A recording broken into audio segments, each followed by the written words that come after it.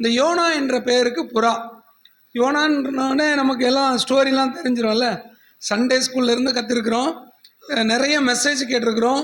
அது மட்டும் இல்லாமல் நம்மளும் என்ன செஞ்சுருக்குறோம், நிறைய பேருக்கு சொல்லியிருக்கிறோம். ஆனால் நான் படிக்கும்போது கொஞ்சம் வித்தியாசமாக படித்தேன். எனக்கு கொஞ்சம் பிரயோஜனமாக இருந்தது. ஸோ அந்த காரியங்கள் இந்த புது வருடத்தில் நம்ம அனைவருக்கும் அது பிரயோஜனமாக இருக்கும் என்கின்ற நிலைமையில் உங்களோடு கூட அந்த காரியத்தை நான் பகிர்ந்து கொள்கிறேன். சரி, இந்த யோனா யெரொபெயாமுடைய நாட்களில் நம்ம ராஜாக்களை குறித்து நம்ம படிச்சுட்டு வரோம் இல்லையா. யெரொபெயாம் இஸ்ரவேலிலே யெரொபெயாம் ஆட்சி செய்யும் பொழுதும் யூதாவிலே யோவாஸ் இந்த ராஜாக்களுடைய காலகட்டங்களில் தான் அவன் தீர்க்க தரிசனம் உரைத்து வருகிறான். ஏறக்குறைய இவனுடைய ஆட்சி இவன் தீர்க்க தரிசனம் சொன்னதுக்கு அப்புறமாக ஒரு ஏறக்குறைய 40 வருடம் கழித்து இந்த இஸ்ரவேல் என்ன பண்ணுகிறது என்று சொன்னால் சிறைப்பிடிக்கப்படுகிறது. ஸோ யோனாவை குறித்து நம்ம ஒரு சாப்டராக நம்ம படிக்க போகிறோம். மொத்தம் எத்தனை அதிகாரம்? 4 அதிகாரம்.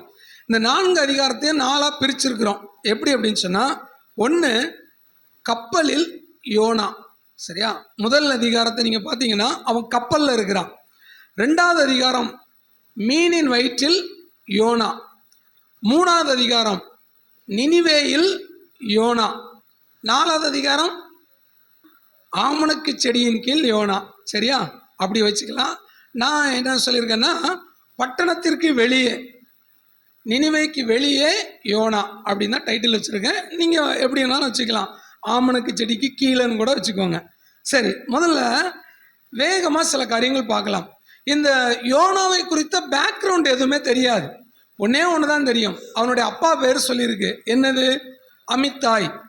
அது மட்டும் இல்லை, நீங்கள் 2 ராஜாக்கள் 14ஆம் அதிகாரம் 25ஆம் வசனம் நீங்கள் படித்து பார்த்தீங்கன்னா யாருடைய காலகட்டத்தில் அவன் வாழ்ந்தான் என்று சொல்லி பார்க்கிறோம். யெரொபெயாமுக்கு அடுத்தபடியாகவும், இஸ்ரவேலே யெரொபெயாமுக்கு அடுத்தபடியாகவும், யூதாவிலே யோவாஸ் இருந்த சமயத்திலையும் அவன் இருந்ததை நாம் பார்க்க முடியும். ஸோ ஆக மொத்தம் இந்த காலகட்டம். அவனுடைய ஊர் என்ன அப்படி என்பதை 2 ராஜாக்கள் 14:25 நாம் பார்க்கலாம். காத்தேப்பேர். சரியா? காத்தேப்பேர் அதுதான் அவனுடைய ஊர். இந்த காத்தேப்பேர் எங்கே இருக்கு அப்படின்னு சொன்னா எருசலேமுக்கு பக்கத்தில் இருக்கு. இந்த ஒரு கால்குலேட் பண்ணுவோமே, ஆண்டவர் யோனா கிட்ட எங்க போக சொன்னாரு? நினிவேக்கு போக சொன்னார். ஸோ இந்த காத்தேப்பேர்ல இருந்து நினிவேயுடைய தூரம் எவ்வளோ அப்படின்னு சொன்னா 500 மைல், ஏறக்குறைய சுமார் 800 கிலோமீட்டர்.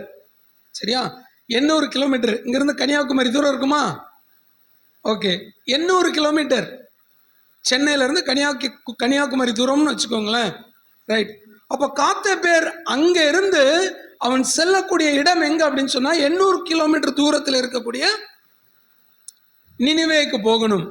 ஆனா இந்த காத்தேப்பேர்ல இருந்து இவன் போனது எங்க? தர்சீஸ்க்கு போகிறான். தர்சீஸ் எவ்வளவு தூரம் தெரியுமா? 2500 மைல் தூரம், ஏறக்குறைய 400 கிலோமீட்டர், 4000 கிலோமீட்டர், ஏறக்குறைய 4000 கிலோமீட்டர். பாருங்க, 800 கிலோமீட்டர் எங்க இருக்கு, 4000 கிலோமீட்டர் எங்க இருக்கு பாருங்க. எது ஈஸி? இப்ப ஆண்டவர் உங்ககிட்ட சொல்றாரு, நீங்க காத்தேப்பேர்ல இருக்கீங்க. ஆண்டவர் சொல்றாரு நினிவேக்கு போன்னு. நினிவே எவ்வளவு தூரம்னா 800 கிலோமீட்டர் தான். ஆனா நீங்க எங்க போக விருப்பப்படுறீங்க? தர்ஷீஷுக்கு. எத்தனை கிலோமீட்டரு? 2500 மைல், அதாவது 4000 கிலோமீட்டர் தூரம். போவோமா? ஆனா போனான். ஏன் போனான் நம்ம பார்ப்போம். சரி, இப்போ பாருங்க 1ஆம் அதிகாரத்துக்கு வாங்க. முதல்ல கப்பலில் யோனா. இந்த கப்பலில் யோனா அப்படின்னு சொல்லிட்டு அது என்ன சொல்லலாம் அப்படின்னா, அவனுடைய சுயம் அல்லது கீழ்ப்படியாமை.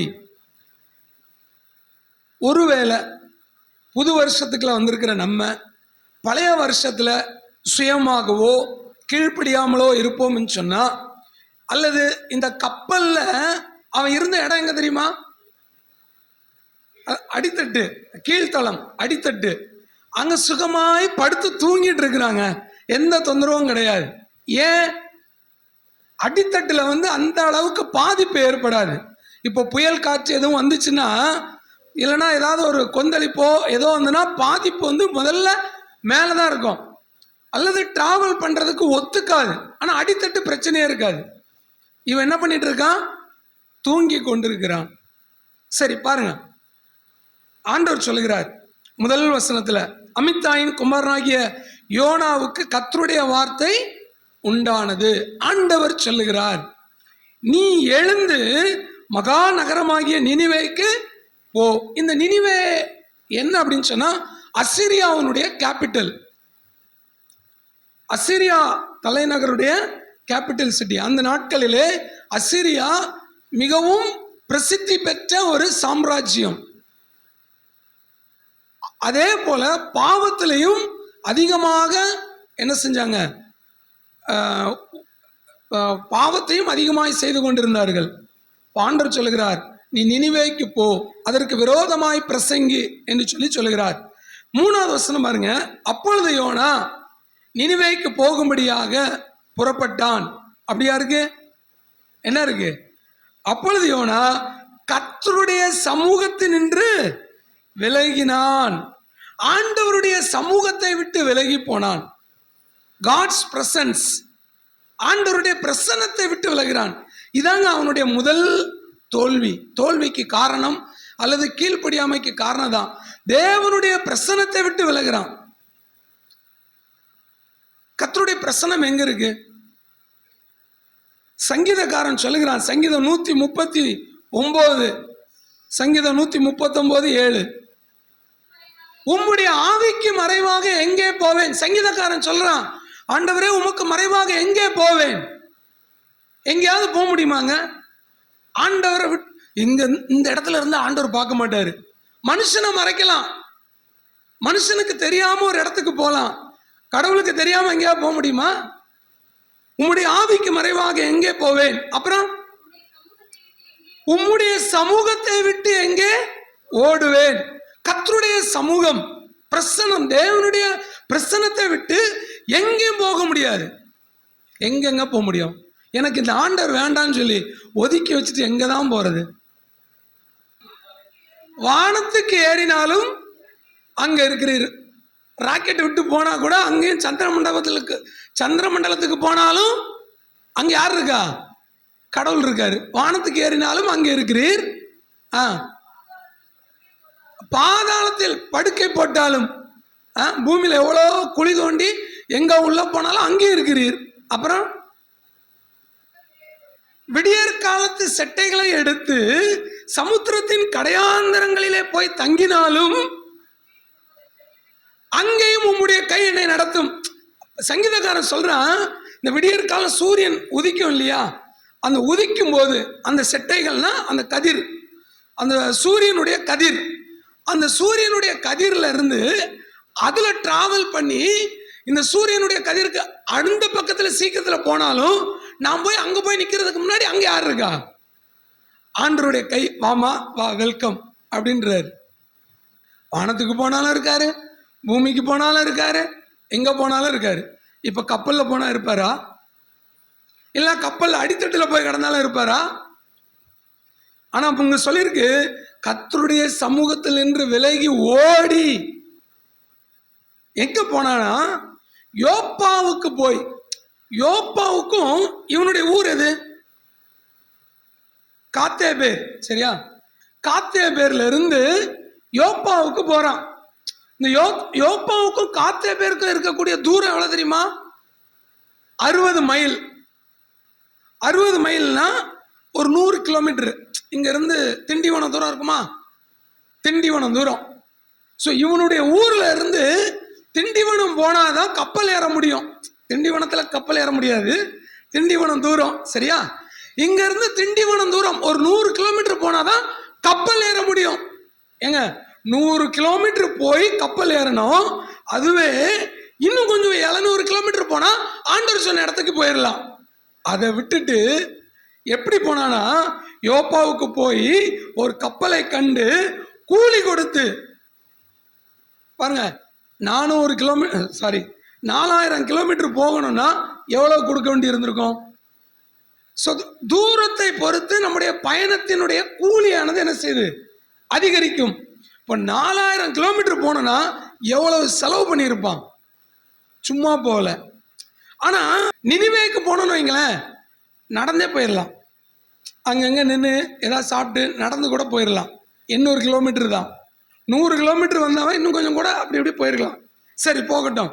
ஆனால் இப்போ என்ன பண்ணுறான், கூலி கொடுத்து பிரயாணம் பண்ணி கப்பல் ஏறியாச்சு. எங்கே போகிறாங்க, தர்ஷிஷ்க்கு. இவன் என்ன நினச்சி போகிறான், இவனுடைய எண்ணமெல்லாம் என்ன,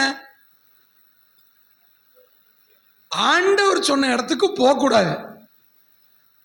ஆண்டவர் யாருக்கு போய் ஆண்டவருடைய வார்த்தையை சொல்றாரோ அங்க போகக்கூடாது. இதுதான் அவனுடைய எண்ணம். ஏன் தெரியுமா, இந்த அசீரியர்கள் இஸ்ரவேலை அதிகமான முறை தாக்கினார்கள். சில டைம்ல இந்த இஸ்ரவேலர்கள் அசீரியர்களுக்கு கப்பம் கட்டினார்கள், வரி செலுத்தினார்கள். அதனால அவனுக்கு அது பிடிக்கல. நாங்க வெறுக்கிறோம், எங்களை அடிமைப்படுத்துகிறார்கள், நாங்க போய் அவங்களுக்கு சுவிசேஷம் அறிவிக்கவா, நான் போய் ஆண்டவருடைய வார்த்தை சொல்லவா, அவனுக்கு போக மாட்டேன். வேற எங்கேயாவது போக சொல்லுங்க, வேணா போறேன், எனக்கு பிடிக்கல, நான் போக மாட்டேன். அப்படி இல்லைங்க. ஆண்டவர் சொல்றாரு, நான் நேசிக்கிறேன், போ, நீயும் போ. நிறைய பாடங்களை இந்த யோனாவின் புஸ்தகத்திலிருந்து நாம் கற்றுக்கொள்ள முடியும். சரியா? 1ஆம் அதிகாரம் 4ஆம் வசனம் பாருங்க. போதும், கர்த்தர் சமுத்திரத்தின் மேல் பெருங்காற்றை வரவிட்டார். ஏங்க, யோனாவுக்கு 4 தட்டு மண்டையில தட்டி இங்க வாடான்னு இழுத்துட்டு போறதுக்கு எவ்வளவு நேரம் ஆகும்? முடியுமா, முடியாதா? நான் சொல்றது ஒரு இடத்துக்கு, நீ போறது இன்னொரு இடத்துக்கு. எதுக்குடா அங்க போற, இங்க வான்னு சொல்லி அவனை பிடிச்சி அடிச்சு தூக்கிட்டு போறதுக்கு எவ்வளவு நேரம் ஆகும்? இல்ல, இவன் கப்பல்ல ஏறிட்டான், சமுத்திரத்தில் பெருங்காற்றை வரவிட்டார். என்ன நடக்கு தெரியுமா? அந்த 5ஆம் வசனத்துல கப்பற்காரர் பயந்தார்கள். என்னைக்குமே இந்த கப்பல்ல போறவங்களுக்கு பயப்படுறதுக்கு அந்த அளவுக்கு பயப்பட மாட்டாங்க சீக்கிரத்துல. அவங்க எவ்வளோ புயல்களை பார்த்துருப்பாங்க, இதெல்லாம் பார்த்துருப்பாங்க. ஆனா அவர்களே பயப்படத்தக்க அளவுக்கு எப்படிப்பட்ட காற்று, பெருங்காற்று. ஸோ உங்களுடைய வாழ்க்கையில பெருங்காற்று வரலாம். எதனாலன்னா உங்களுடைய கீழ்ப்படியாமையினால. தேவனுடைய வார்த்தைக்கு நீங்க கீழ்ப்படியாமல் இருக்கும் பொழுது உங்களுக்கு பெருங்காற்று வரலாம். அது உங்களையும் பாதிக்கும், உங்களை சார்ந்தவர்களையும் பாதிக்கும். இது பெருங்காற்று யாருக்காக? இந்த பெருங்காற்றை கர்த்தர் வரவிட்டது யாருக்கு? யோனாவுக்கு. ஆனா பாதிக்கப்பட்டது யாரெல்லாம்? யோனா மட்டுமல்ல, யோனா பாதிச்சானோ இல்லையா அது ரெண்டாவது. ஆனா கப்பல்காரர் பாதிச்சாங்க. என்ன ஆச்சு தெரியுமா?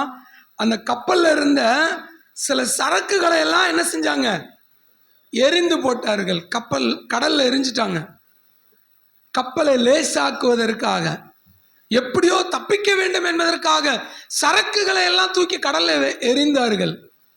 நஷ்டப்பட்டார்கள். யாரால? யோனாவால். உங்களால, உங்கள் சகோதரனோ சகோதரியோ, சபையில் இருக்கக்கூடிய யாரோ அல்லது உங்க குடும்பத்தில் இருக்கிறவர்களோ உங்களால் நஷ்டப்பட்டு இருக்கலாம். நீங்க கீழ்ப்படியாமல் இருப்பதற்கும் உங்களுடைய குறைகளுக்காக மற்றவர்கள் நஷ்டப்படலாம். சரி, இப்போ என்ன, இதுக்கு என்ன? சரி, என்னங்க பண்றது? பெருங்காற்று வந்துருச்சு, ஆண்டவர் கொடுத்துட்டாரு, நான் என்ன பண்றது? அப்போ கேப்டன் அந்த மாலுமி என்ன பண்றான்னா, இந்த பெருங்காற்று யாரால் வந்திருக்குன்னு சொல்லி என்ன செய்யலாம், ட்ரை பண்ணலாம் அப்படின்னு சொல்லி சீட்டு போட்டு பார்க்குறாங்க. அப்படி சீட்டு போட்டு பார்க்கும்போது யார் பேருக்கு விழுது? யோனா பேருக்கு விழுது. எங்கடா அவன், கண்டுபிடிங்கடா அப்படின்னு பார்க்குறாங்க. ஏன்னா யார் யார் கப்பலில் ஏறி இருக்காங்கன்ற அந்த லிஸ்ட் இருக்கும் இல்லையா, தேடி பார்க்குறாங்க. இல்லை, அங்கே பார்க்குறாங்க, இங்கே பார்க்குறாங்க. ஒருத்தர் கீழே போய், இங்கே வாங்க, எல்லாம் கீழே ஒருத்தர் இருக்கிறான், புடுறான மேலே கொண்டு வா. மேலே வந்தாங்க. ஏண்டா இவ்வளோ பிரச்சனை நடந்துட்டு இருக்குது, இதுக்கெல்லாம் காரணம் யாரு? யாரு? உன்னாலதான். நீ இல்லம்மா, அவங்க சொல்றாங்க, என்னால ஆண்டுறா, உன்னாலதான் இவ்வளோ பிரச்சனை. யோனா, உன்னால இங்க பிரச்சனை நடந்துட்டு இருக்கு, ஆனா நீ என்ன பண்ணிட்டு இருக்க? வீட்டுல பிரியாணி செஞ்சு சாப்பிட்டுட்டு இருக்கிற. இங்க ஒருத்தன் பட்னி கிடந்துட்டு இருக்கிறான், நீ பிரியாணி செஞ்சு சாப்பிட்டுட்டு இருக்கிற.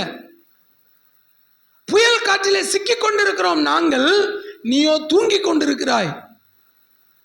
நாங்களாம் என்ன பண்ணிட்டு இருக்கோம் தெரியுமா? சாமி கும்பிட்டுட்டு இருக்கோம்.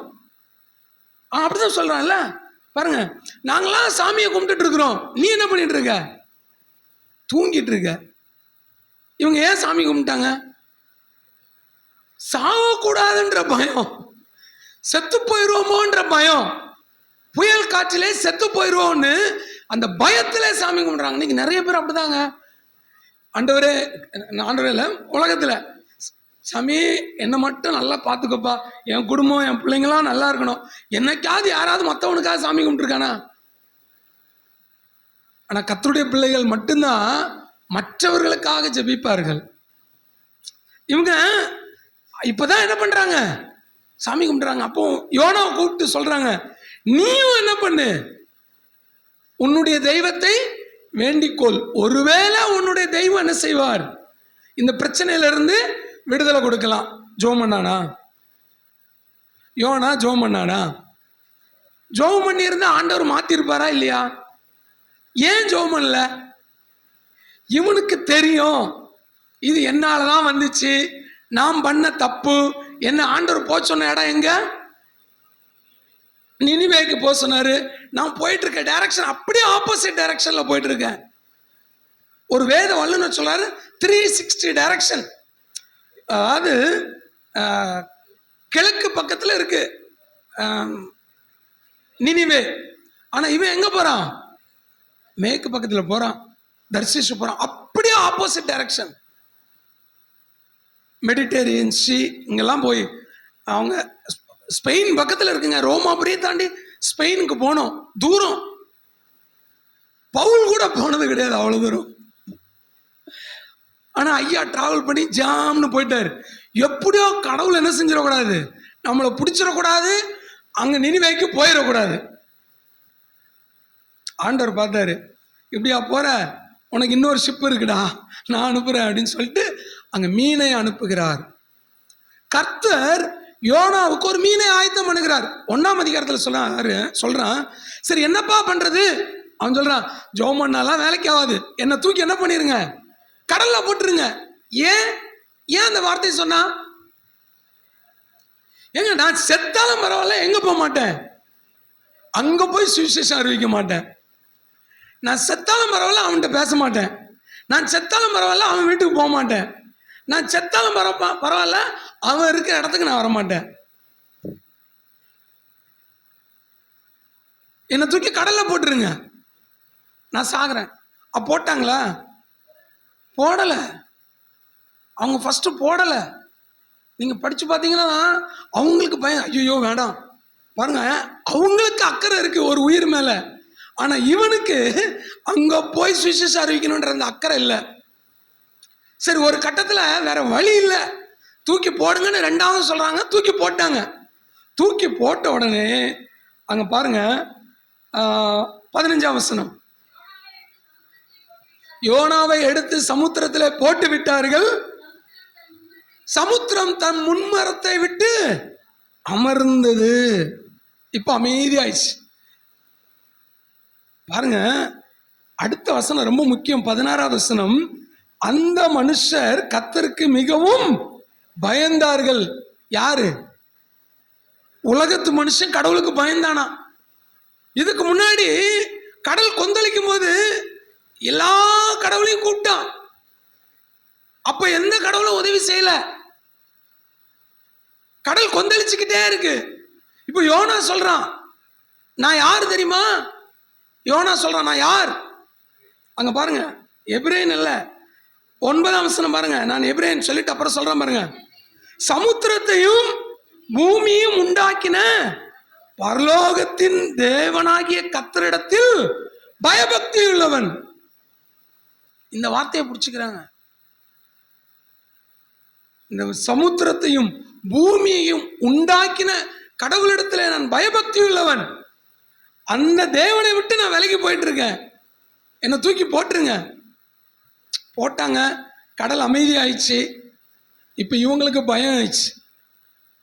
தேவனுக்கு பயந்து அங்கே பலி செலுத்தினார்கள் அப்படின்னு சொல்லியிருக்கு. சரி, கர்த்தர் ஒரு மீனை ஆயத்தப்படுத்தினார். இப்போ என்ன ஆச்சு? ஷிஃப்ட் ஆயாச்சு. எங்க இருந்து எங்க? கப்பல்ல இருந்து மீனுக்கு ஷிஃப்ட் ஆயாச்சு. யோனா இடத்த மாத்தியாச்சு பாதி தூரத்துல. ஏன்னா இவங்க பிரயாணம் எங்க போயிட்டு இருக்கு? தர்ஷிஷ்க்கு போயிட்டு இருக்கு. ஆனா ஐயாவோட பிரயாணம் நினிவேக்கு போகணும். அதனால இடத்த மாத்தியாச்சு. இப்போ எங்க இருக்கிறான்? மீனின் வயிற்றில்.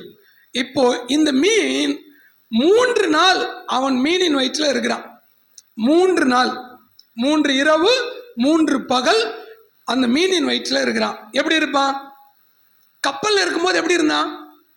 நல்லா தூக்கங்க, சுகமான தூக்கம். ஆனா மீன் வயிற்றில் இருக்கும்போது எப்படி இருந்தான்? தூங்கிட்டு இருந்தானா? ஆண்டவரே அருமையா இருக்கு, நல்லா நீந்திக்கிட்டு போயிட்டே இருக்கு, சூப்பரா இருக்கு, அந்த மாதிரி இருந்தானா? இல்ல. சில வசனங்களை வாசிக்கலாம் பாருங்க. 2ஆம் அதிகாரத்துக்கு வாங்க. 2வது வசனம். என் நெருக்கத்தில் கர்த்தரை நோக்கி கூப்பிட்டேன். அவன் நெருக்கத்தில் இருக்கிறான், கஷ்டத்தில் இருக்கிறான். பாருங்க, கப்பல்ல இருக்கிற சொகுசு வாழ்க்கைங்க இல்ல. கிறிஸ்தவ வாழ்க்கை அப்படிதான். நம்ம நினைக்கிறோம் சில நேரத்தில் இது சொகுசா இருக்குன்னு. ஆனா அதே உங்களுக்கு சொகுசாய் தோன்றுகிற வாழ்க்கை பிறருக்கு அது கஷ்டத்தை உருவாக்கும். இப்போ இவன் நினைக்கிறான், என்னை தூக்கி கடல்ல போட்டுருங்க, எல்லாம் சால்வ் ஆயிடும்னு. இப்பதான் தெரியுது இது எவ்வளவு கஷ்டம்ன்றது. நான் நெருக்கத்தில் இருக்கிறேன். இந்த மீன் அனுபவம் நம்ம ஒவ்வொருவருக்கும் இருக்க வேண்டும். புத்தாண்டுக்குள்ள போகும்போது ஹல்லேலூயா, ஸ்தோத்திரம், இந்த வருஷம் எனக்கு கஷ்டமே வரக்கூடாதுன்னு நினைக்காதீங்க. இந்த மீனின் அனுபவம் இருந்தாதான் அடுத்த ஸ்டெப்புக்கு போக முடியும். கப்பல் பிரயாணத்தை விரும்பாதீங்க, உங்க வாழ்க்கையை விரும்பாதீங்க. மீனின் வயிற்றில் இருந்த யோனா, கப்பல்ல அவனுடைய கீழ்ப்படியாமையை பார்க்கிறோம். மீனின் வயிற்றில் யோனாவுடைய ஜெபத்தை பார்க்கிறோம். அவன் ஜெபிக்க ஆரம்பிக்கிறான். நெருக்கத்தில் இருந்து நான் கர்த்தரை நோக்கி கூப்பிட்டேன். அடுத்து பாருங்க, பாதாளத்தின் வயிற்றில் இருந்து கூப்பிட்டேன். ஏங்க மீன் வயிற்றில் இருந்து கூப்பிட்டேன்னு சொல்ல வேண்டியதானே? அவன் இப்ப எங்க இருக்கிறான்? மீன் வயிற்றில் தான் இருக்கிறான். ஆனா இப்ப அவன் சொல்றது எங்க? பாதாளத்தின் வயிற்றில் இருக்கிறேன். அப்போ அவனுக்கு அந்த அனுபவம் எப்படி இருந்திருக்கும்? பாதாளம் என்பது ஒரு மரணத்தை, ஒரு வேதனையை கொடுக்கக்கூடிய ஒரு அனுபவம். வேதனையை கொடுக்கக்கூடிய அனுபவம். கிறிஸ்தவ வாழ்க்கையில வேதனையா? கவலைப்படாதீங்க, பின்னாடி ஏதோ ஒன்று இருக்கு. பாதாளத்தில் இருந்து கூப்பிடுகிறான். 7ஆம் வசனம் பாருங்க. என் ஆத்துமா தொய்ந்து போகையில், ஆத்துமா என்ன ஆயிடுச்சு? இப்போ சோர்வாயிடுச்சு, தொய்ந்து போயிடுச்சு. அடுத்த தொடர்ந்து வாசிங்க. இல்ல, என் ஆத்துமா என்னில் தொய்ந்து போகையில் கர்த்தரை நினைத்தேன். எப்ப நினைக்கிறான்? எல்லாம் முடிஞ்சதுக்கு அப்புறம் தான் நினைக்கிறான். எப்ப நினைச்சிருக்கணும்? யோப்பா பட்டணத்துல போய் டிக்கெட் வாங்குறதுக்கு முன்னாடியே வச்சிருக்கணும். இப்போ பணமும் போச்சு, எல்லாம் போச்சு. 8ஆம் வசனம் பாருங்க. எங்க இருந்துங்க இந்த அனுபவத்துல சொல்றான்? எங்க இருந்து சொல்றான்? ஆத்துமா தொய்ந்து போய் பாதாளத்தின் வயிற்றில் இருந்து, மீன் வயிற்றில் இருந்து கஷ்டப்படுற நேரத்துல இருந்து வர்ற வார்த்தை. இதை நீங்க படிச்சு பார்த்தீங்கன்னா அவ்வளோ அனுபவத்தோட சொல்றான்.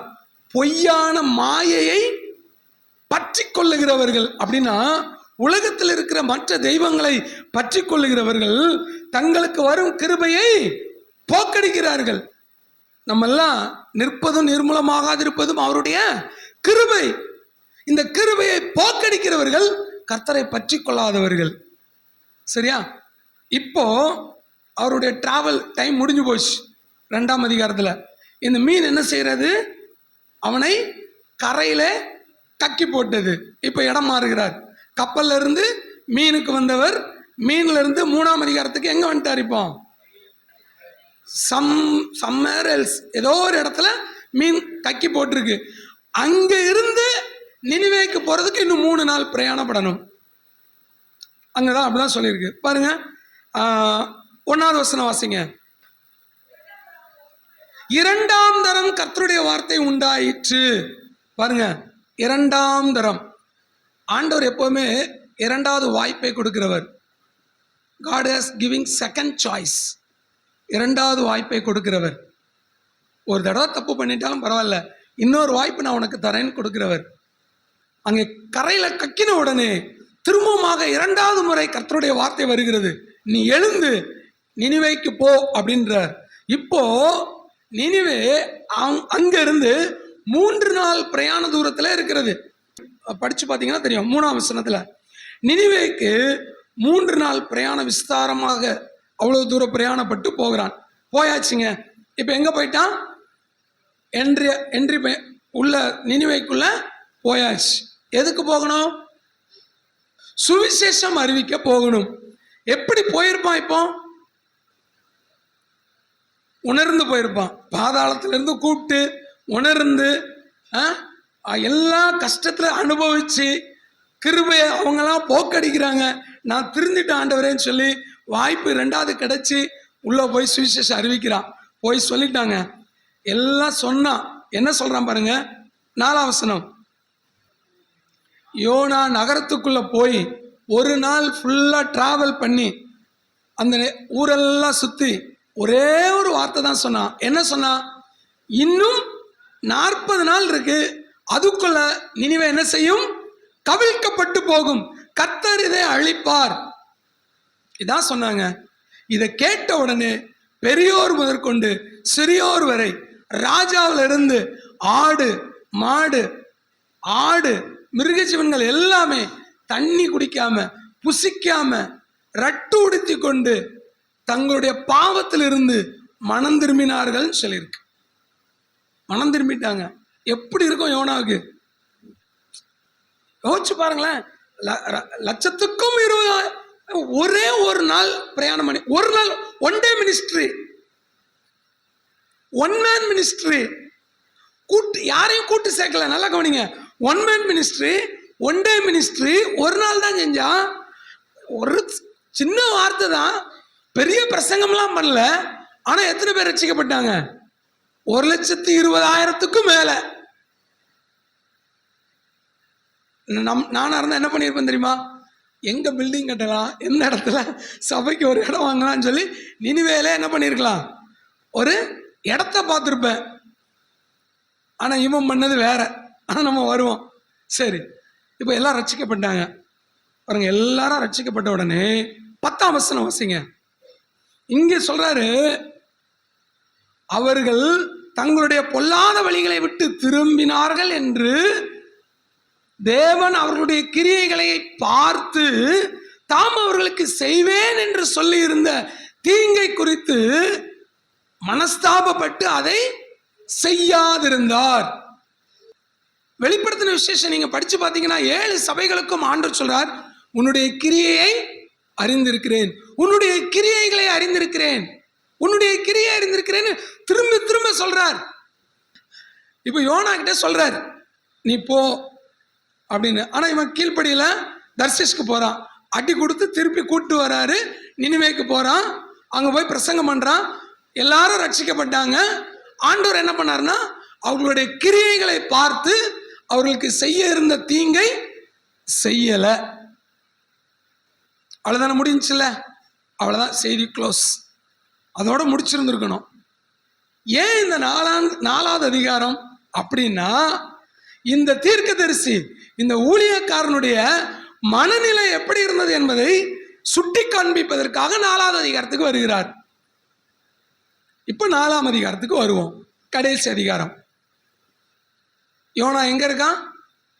ஆமணக்கு செடியின் கீழ் அல்லது பட்டணத்துக்கு வெளியே. நான் டைட்டில் கொடுத்தது என்னன்னா, நினிவேக்கு வெளியே. எதுக்கு நினிவேக்கு வெளியே? முதல் வசனம் அப்படிதான் இருக்கு பாருங்க. முதல் வசனம் இல்லை, சாரி, 5ஆம் வசனம் வாசிங்க.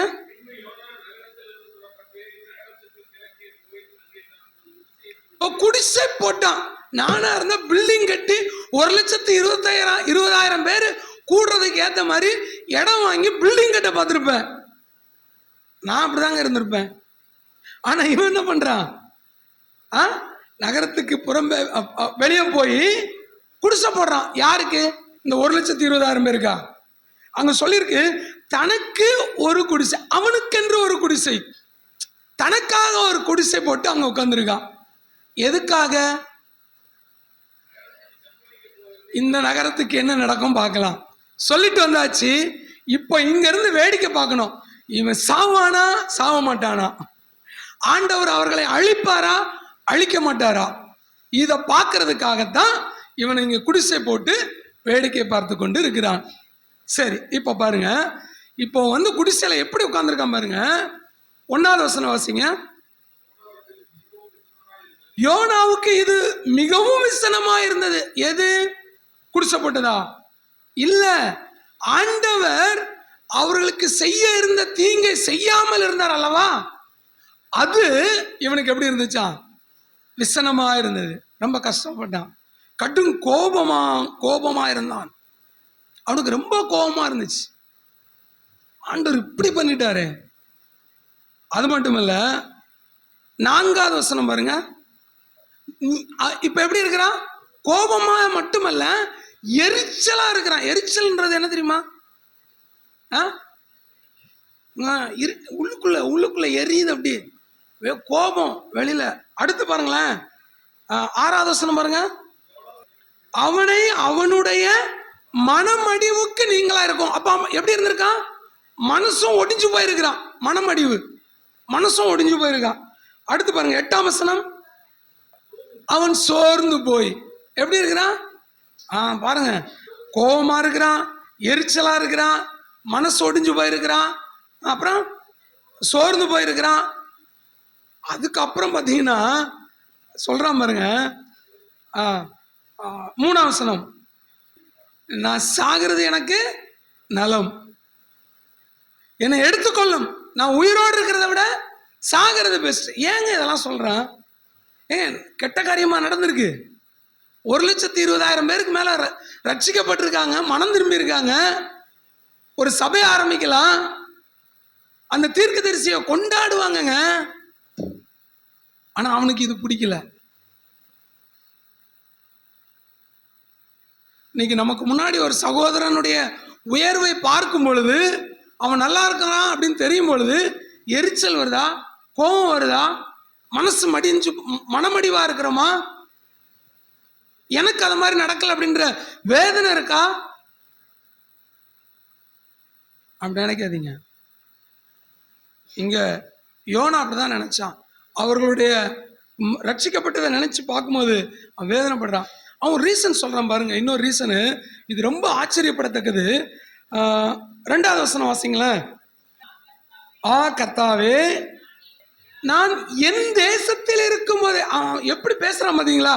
இப்ப இவன் எங்க இருக்கிறான்? அசிரியாவில் இருக்கிறான். சரியா? நினிவேக்கு வந்துட்டான், அசிரியா. நான் என் தேசத்தில் இருக்கும் போதே. அவனுடைய தேசம் எது? இஸ்ரவேல். என் தேசத்தில் இருக்கும் போதே நான் சொல்லவில்லையா? என்ன சொன்னான்? இதனாலதான் நான் எங்க போனேன்? தர்ஷிஷ்க்கு போனேன். எதுக்காக? ரீசன் சொல்றான். நீர் இரக்கமுள்ளவர், மன உருக்கமுள்ளவர், நீடிய சாந்தமுள்ளவர், மிகுந்த கிருபையுள்ளவர், தீங்குக்கு மனஸ்தாபப்படுகிறவர். நீங்க இவங்களை அழிக்க மாட்டீங்க, எனக்கு இது நல்லா தெரியும். நான் எதுக்கு 800 கிலோமீட்டர் வந்து இவங்களுக்கு சொல்லி அவங்க அதை எப்படியோ மனம் திரும்புவாங்க. நீங்க இவங்களை அழிக்க மாட்டீங்க, நான் எதுக்கு சொல்லணும்? இப்படிப்பட்ட மனப்பாங்க இருக்கா? ஆண்டவர் சொல்லாரு, எல்லாருக்கும் போய் சுவிசேஷம் சொல்லுங்கன்னு. சுவிசேஷம் சொல்றோம், மனம் திரும்பி உள்ள வந்துட்டாங்க. இவன் வருவான்னு நான் எதிர்பார்க்கவே இல்லையே, இவனை எனக்கு சுத்தமா பிடிக்காது, இவன் வருவான்னு நான் நினைச்சே பார்க்கல. அந்த எண்ணம் நமக்கு இருக்கா? யோசிச்சு பார்ப்போம். அசீரியர்கள் ரட்சிக்கப்படக்கூடாதுன்ற, ஆண்டவர்கிட்ட வரக்கூடாதுன்ற எண்ணம் எனக்கு இருந்துச்சு. ஆனால் ஆண்டவர் அப்படி நினைக்கல. எல்லாரையும் நேசிக்கிற தேவன், அவர்களை நேசித்து அவர்களை தன்னோடு கூட சேர்த்து கொள்ளக்கூடிய தேவன். இன்றைக்கும் கூட ஒருவேளை இந்த ஆண்டவரை அறியாமல் இருப்பீர்கள் என்றால் தேவன் உங்களையும் நேசிக்கிறார். நீங்க அவருக்கு வேணும், யாரா இருந்தாலும் சரி அவருக்கு வேணும். அவர் இரக்கமுள்ளவர், மனதுருக்கமுள்ளவர், நீடிய சாந்தம், கிருபையுள்ளவர், தீங்குக்கு மனஸ்தாபப்படுகிறவர். உங்களுடைய கிரியை ஆண்டவர்கிட்ட அர்ப்பணிச்சு நான் தப்பு பண்ணியிருக்கேன்னு சொல்லி ஒப்பு கொடுத்து ஆண்டவர்கிட்ட வரும்போது கர்த்தர் உங்களுடைய பாவங்களை மன்னிக்கிறவராக இருக்கிறார். நான் முடிக்கிறேன். இப்போ என்ன நடக்க பாருங்க. 4ஆம் அதிகாரம் 6வது வசனத்தில் நீங்கள் படித்து பார்த்தீங்கன்னா, நான் சொல்லிட்டு போகிறேன். இப்போ குடிசை போட்டு உட்காந்துட்டு இருக்கிறான். எதுக்கு? அங்கே நடக்கிற காட்சியை பார்க்கணும்னு சொல்லி. அப்போ வெயில் ஏறுது, உஷ்ணம். இப்போ இவனுக்கு குடிசை கூட பத்தலை. இவன் போடுற குடிசை எப்படி இருக்கும்? இவன் என்ன அந்த வீடு கட்டுறவனா? இவன் கிடையாது. ஏதோ கொஞ்ச நேரம் போட்டு இந்த வெயில் படாமல் இருக்கிறதுக்கு ஒரு 4 கீத்து வச்சிருந்துருக்கலாம். ஆனால் ஆண்டவர் பாருங்க எவ்வளோ கரிசனை உள்ளவர். நல்லா கவனிச்சு பாருங்க. ஆண்டவருடைய கரிசனையை 1ஆம் அதிகாரத்தில் கப்பற்காரர் யாரும் சாகக்கூடாது. 2ஆம் அதிகாரத்தில் யோனாவுக்கும் சாவு வரக்கூடாது. 3ஆம் அதிகாரத்தில் நினிவே பட்டணத்தாரும் சாகக்கூடாது. 4ஆம் அதிகாரத்தில் இந்த தீர்க்கதரிசி மேலே இன்னும் அக்கறை வச்சு அவனுடைய மனமடிவையும் போக்கணும். அவனுக்கு அவனுடைய மனசில் வச்சிருக்கிற அந்த எண்ணத்தை போக்கணும். நீ வச்சிருக்கிற அந்த எண்ணங்கள் சரியல்ல என்கிறதை தெரியப்படுத்துவதற்காக இன்னும் ஒருபடி அவர் என்ன பண்றாருன்னா, ஒரு ஆமணக்கு செடியை என்ன செய்றார்? வளர விடுகிறார். அது வளர்ந்து ஒரே நாள் நைட்டுக்குள்ள, ஒரு நாள் நைட்டு இவன் படுத்திருக்கான். ஒரு நாள் நைட்டுக்குள்ள அந்த குடிசை மேலே ஃபுல்லாக என்ன ஆமணக்கு செடி. எங்கெங்கெல்லாம் ஓட்டம் இருந்ததோ அதெல்லாம் மறைஞ்சிருக்கு. நான் நினச்சி பார்க்குறேன், விடிஞ்சது கூட தெரிஞ்சிருக்காது. மற்ற நேரம்லாம் சீக்கிரம் இருந்துச்சிருப்பான் வெயில் பட்டோன்னே. 6வது வசனத்தினுடைய கடைசி பகுதி பாருங்க.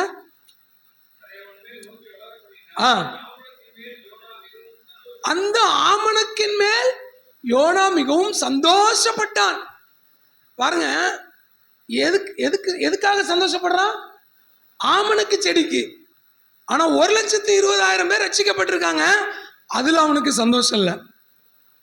இன்னைக்கு நிறைய பேருக்கு மனுஷன் மேலலாம் என்ன இல்லை, அக்கறை இல்லை. ஆனா நாய், பூனை, கழுதை, பன்னிலாம் போயிட்டு இருக்கும் பாருங்க, மிருக ஜீவங்கள், அதுக்கு மேல அக்கறை.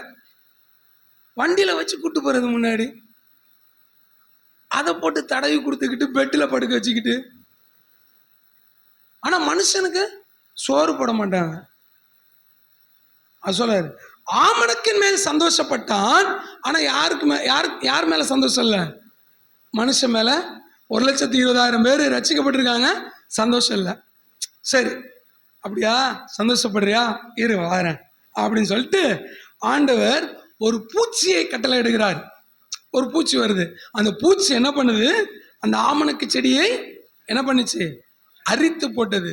இப்போ அடுத்த நாள் சூரியன் உதிக்கும் பொழுது என்ன வருது? வெயில் அடிக்குது. மூஞ்சில வெயில்.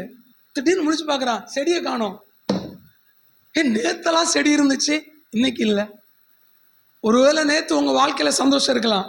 உங்க வாழ்க்கையில கர்த்தர் நேற்று ஆசீர்வாதத்தை கொடுத்துருக்கலாம், இன்னைக்கு இல்லாம இருக்கலாம். செடி மேல என்னைக்குமே ஆசை வைக்காதீங்க.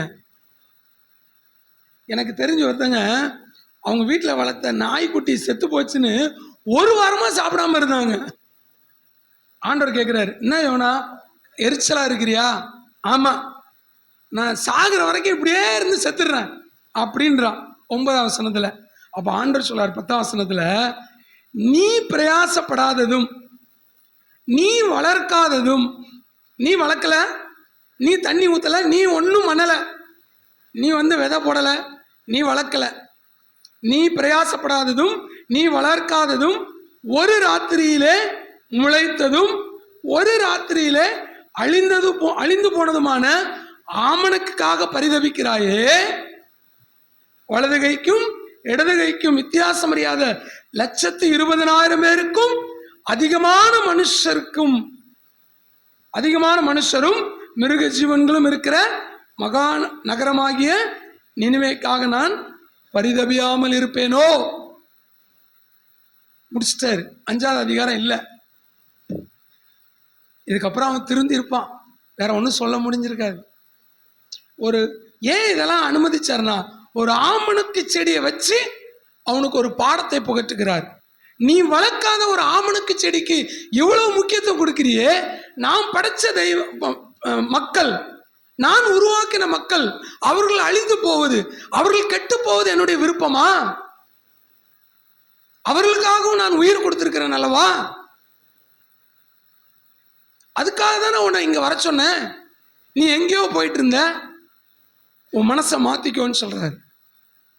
ஸோ நாம் கற்றுக்கொள்ளக்கூடிய சில பாடங்கள், 1வது அதிகாரத்திலிருந்து நாம் கற்றுக்கொள்ளக்கூடிய பாடம் கீழ்ப்படியாமை. இந்த கீழ்ப்படியாமை என்கின்ற பாவம் நமக்கு மட்டுமல்ல, நம்மை சார்ந்தவர்களுக்கும் விளைவை கொண்டு வரும். நம்மை சார்ந்தவர்களுக்கும் விளைவை கொண்டு வரும். 2ஆம் அதிகாரத்தில் மீனின் அனுபவம் நமக்கு தேவை. ஜப வாழ்வு, ஜபம் வேணும். என்னால முடியும், நான் பார்த்துப்பேன், இல்லைங்க. அவன் சொல்றான், என் ஆத்மா தொய்ந்து போன நேரத்தில் உம்மை நினைத்தேன். இதை தூக்கி இங்க போடு, அதை தூக்கி இங்க போடு, அவன்கிட்ட இருந்து இங்க வாங்க, இங்க இருந்து அங்க போடு, எதுவுமே இல்லையா? அதுக்கப்புறம் ஆண்டவர்கிட்ட வருது. அதெல்லாம் ஆண்டவரை தேடுங்கள். 3ஆம் அதிகாரத்தில் சுவிசேஷம் அறிவிப்பதனுடைய முக்கியத்துவத்தை உணர்ந்து கொள்ளுங்கள். இந்த நினிவே தேவைக்கு, இந்த நினிவேக்கு யோனா வேணும். வேற யாரை கொண்டு செய்ய முடியும் இல்லையா? முருதகாய் சொல்றான் எஸ்தர்ட்ட, ரட்சிப்பு நீ நீ இல்லைன்னா வேற யாரை வச்சு கூட ஆண்டவர் என்ன செஞ்சிருவாரு, பண்ண முடியும். ஆனா நீ தான் வேணும், உன்னாலதாங்க செய்யணும் அப்படின்னு ஆண்டவர் வச்சுட்டாருன்னா உங்களை வச்சுதான் செய்வார். ஆண்டவரை என்ன விட்டுருங்க, வேற யாரையாவது வச்சு செய்யுங்க. இல்லை, நீ தான் வேணும் ஆண்டவருக்கு. அப்போ யோனா அங்க இருந்தாதான் நினிவேல ரட்சிப்பு சுவிசேஷத்தை அறிவிக்க முடியும் என்று சொல்லி ஆண்டவர் சித்தம் கொண்டு அவனை அழைத்து வருகிறார். இப்ப நான் எத்தனை பேருக்கு இந்த நற்செய்தியை சுமந்து செல்லுகிறேன்? அநேகர் மனம் திரும்புவதற்கு நான் காரணமாக இருக்கிறேனா? கடைசியாக 4வது அதிகாரத்துக்கு வரும்பொழுது என்னுடைய உள்ளம் எப்படி இருக்கிறது? சுவிசேஷம் அறிவிக்கும் போது எந்த நோக்கத்தோடு அறிவிச்சேன்? இப்போ ஆண்டவர் பார்த்துருப்பார்ல, நீ எப்படி அறிவிச்சிருப்ப? ஏன்னா எல்லாரும் மனம் திரும்பி வந்துட்டாங்க, நீ இங்க என்ன பண்ணிட்டு இருக்க? இப்போ வேடிக்கை பார்த்துட்டு இருக்க. எதுக்கு? அவன் அழிய போறதுக்கு. அப்ப நீ எப்படி அறிவிச்சிருப்ப சுவிசேஷத்தை? யோசிச்சு பாருங்க. உள்ளுக்குள்ள எதை வச்சுக்கிட்டு இன்னைக்கு நம்ம பேசிட்டு இருக்கிறோம்? யோசிச்சு பார்ப்போம். இந்த வருஷத்துக்குள்ள நான் போகும்போது இந்த பாடம் நமக்கு இந்த புஸ்தகம் நமக்கு ஒரு நல்ல ஒரு பாடமாக இருக்கட்டும்.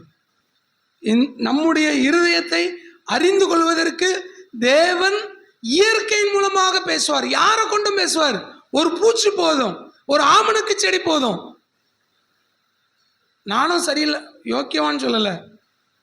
ஒவ்வொருவருக்கும் சில சமயங்களை நமக்கு கற்றுக் கொடுப்பதற்கு தேவன் ஒவ்வொருவரை ஆண்டவர் வைத்திருக்கிறார். அப்ப பாத்தீங்களா, ஆமணக்கு செடியா இருக்கட்டும், பூச்சியா இருக்கட்டும், எல்லாமே தேவன் கற்றுக் கொடுக்கிறார். அவன் தன்னை உணர்கிறான், தன்னை உணர்ந்து ஆண்டவருக்கு அர்ப்பணிக்கிறான். ஸோ நம்முடைய வாழ்க்கையில் நம்ம யோசிச்சு பார்ப்போம். வரக்கூடிய நாட்களில் நம்முடைய வாழ்க்கையில் நம்முடைய பாவம் நம்மையும் நம்மை சார்ந்தவர்களையும் பாதிக்கிறதா என்பதை பார்ப்போம். 2வது, நாம் மீனின் வயிற்றில் இருந்து இந்த உலகத்தில் நாம் பாடுகள் கஷ்டங்களுக்குள்ளாக போகும்போது ஜப வாழ்க்கை ரொம்ப அவசியம் என்பதை உணர்வோம். ஜபம் ரொம்ப தேவை. 3வது, நினிவேலைக்கு போய் சுவிசேஷம் அறிவிக்கக்கூடிய நீங்கள் ஆண்டவருக்கு தேவை. இந்த உலகத்தில் போய் சர்வ சிருஷ்டிக்கும் சுவிசேஷம் அறிவிக்கக்கூடிய நீங்கள் ஆண்டவருக்கு தேவை. 4வது, நீங்கள் யார் என்பதை உணர்ந்து கொள்வதற்கு கர்த்தர் சில அற்பமான காரியங்களை கொண்டு கூட ஆண்டவர் உங்களை உணர்த்துவார். சரி செய்து கொள்ளுங்கள்.